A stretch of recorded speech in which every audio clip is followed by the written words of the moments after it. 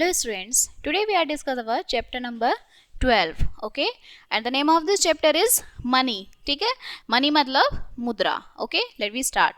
हमारे देश में हम मुद्रा को रुपए और पैसे के रूप में जो है व्यक्त करते हैं. ठीक है, हम वस्तुओं को खरीदते तथा बेचते समय उनके मूल्य का जो भुगतान है या फिर आपकी जो प्राप्ति नोट है अथवा जो आपके सिक्के हैं उनसे करते हैं. ठीक है, या तो हमारे पास सिक्के होते हैं या फिर हमारे पास नोट होते हैं.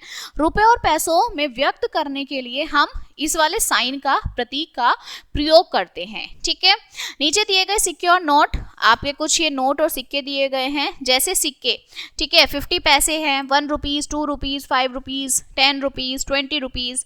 ठीक है, और ये नोट है. नोट किस किस के हैं? 1 रुपए के, 2 रुपए, 5 रुपए, 10 रुपए, 20, 50, 100, 200, 500. ठीक है, तो ये सब हमारे क्या है? नोट है. ओके, यहाँ हमारे कुछ फॉर्मूलाज हैं. वे भारत में मुद्रा की जो इकाई है वो क्या है? रुपया. भारत में जो करेंसी यूज होती है वो क्या होती है? रुपया होती है. ठीक है, 1 रुपीज इज इक्वल्स टू 100 पैसे. 1 रुपए में कितने पैसे? 100 पैसे होते हैं.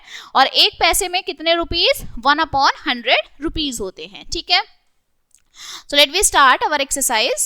First of all, exercise number 12.1, अभ्यास प्रश्नावली 12.1. ठीक है, फर्स्ट है निम्नलिखित पैसों को रुपए में कन्वर्ट करिए. ठीक है, हमें पता है 1 रुपीज इज इक्वल्स टू 100 पैसे. ठीक है, और हमें इसे किस में कन्वर्ट करना है? पैसों को रुपए में बदल कर लिखिए.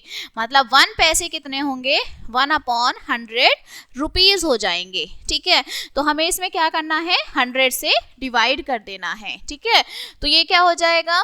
56.84 रुपीज. ठीक है, यहाँ आ जाएगा 36.95, क्योंकि जब हम 100 से डिवाइड करते हैं तो जितनी जीरो नीचे होती है उतनी ही डिजिट पहले हम क्या लगा देते हैं? पॉइंट अप्लाई कर देते हैं. ठीक है, तो सेम यही आंसर है. यहाँ 8.65. ठीक है, यहाँ आएगा 46.53, ये है 59.50. ठीक है, तो इस तरह से हम सारी जो कन्वर्जन है वो कंप्लीट कर देंगे. ओके, सेकेंड क्वेश्चन है निम्नलिखित रुपयों को पैसों में बदलकर लिखिए. अब हमें पता है कि जब हम पैसों में कन्वर्ट करते हैं तो हम क्या करते हैं? 100 से मल्टीप्लाई करते हैं. ठीक है, तो ये जो साइन है हमारा पॉइंट है ये आगे की तरफ जो है वो चला जाएगा. तो यहाँ पे हम क्या करेंगे? 100 की मल्टीप्लाई, तो इसमें आंसर क्या आएगा? 5460. ठीक है, तो आंसर आ जाएगा 5460 पैसे. ठीक है, सेम एज इट इज ये भी होना है 12525 पैसे. ठीक है, यहाँ पर आ जाएगा 39554 पैसे. ओके, तो इस तरह से ही हमारे सारे क्वेश्चंस होने. जो हमारे पॉइंट है वो 100 से जब हम मल्टीप्लाई करते हैं तो जितनी जीरो होती हैं उतने ही पॉइंट आगे चला जाता है. ठीक है, नेक्स्ट है रुपए तथा पैसों का जोड़ और घटाव. अब हमें क्या करना है? नॉर्मल एडिशन और सब्सट्रैक्शन करना है. ठीक है, तो चलिए एक्सरसाइज नंबर 12.2 में हम क्या करते हैं? सबसे पहले एडिशन करते हैं. हमें निम्नलिखित रुपयों तथा पैसों को जोड़ना है. ठीक है, हमें रुपीज और पैसे अलग अलग वैल्यू दी हुई है, हमें नॉर्मल ऐड करना है. तो 0 + 5 5, 5 + 4 9. ठीक है, 5 + 3 5 6 7 8.